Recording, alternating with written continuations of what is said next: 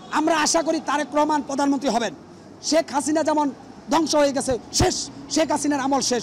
আগামী দিনে বাংলাদেশের নেতৃত্বে কোনো মহিলা আসবে না, পুরুষ আসবে, পুরুষ, সেটা তারেক রহমান।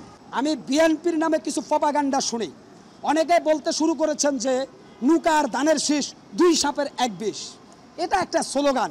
আসলে বিএনপির নাম ভাঙিয়ে যদি আমি অপরাধ করি, সেই দায় কেন তারেক রহমান নেবে ভাই? আমি বিএনপির নাম ভাঙিয়ে চাঁদাবাজি করব, সেই দায় কেন আপসহীন জননেত্রী বেগম খালেদা জিয়া বহন করবে? না। তারেক রহমান বাংলাদেশে আসার পরে তিনি যখন ক্ষমতার মসনদে বসবেন, তিনি আমার মতে সর্বপ্রথম বিএনপিকে সংস্কার করবেন বলে বিশ্বাস করি। আপনারা তো তারেক রহমানকে আগে আসতে দেন।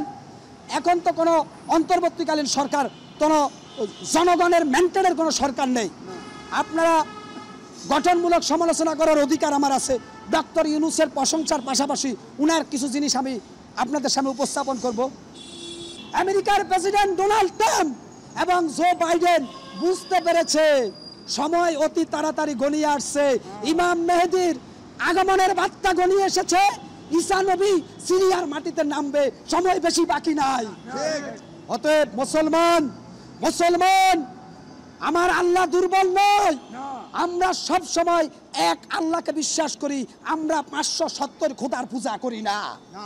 কারণ আমার আল্লাহ পবিত্র কোরআনে ইরশাদ করেছে যে এই কোরআন হচ্ছে সত্যের বাণী।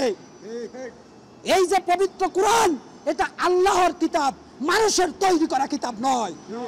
পৃথিবীর বড় বড় বিজ্ঞানী, আমেরিকার নাসার বিজ্ঞানীরা, তারা আজকে রিসার্চ করে দেখতেছে 2000 বছর আগে আমাদের নবী মুহাম্মদ সাল্লাল্লাহু আলাইহি সাল্লাম যে ভবিষ্যৎবাণী করেছে, প্রত্যেকটা ভবিষ্যৎবাণী আজকে একের পর এক মিলে যাচ্ছে। আপনারা জানেন সাদের দেশে গেছিল নীল আর্মস্ট্রং, তারা কালিমা পড়ে মুসলমান হয়েছে। বিশ্বের মধ্যে যত বড় বড় বৈজ্ঞানিক, প্রত্যেকেই কোরআন রিসার্চ করার পরে আস্তে আস্তে মুসলমান হয়ে যাচ্ছে।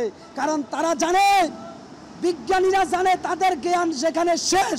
মুসলমান নিজের থেকে আগ বাড়িয়ে আক্রমণ করে না।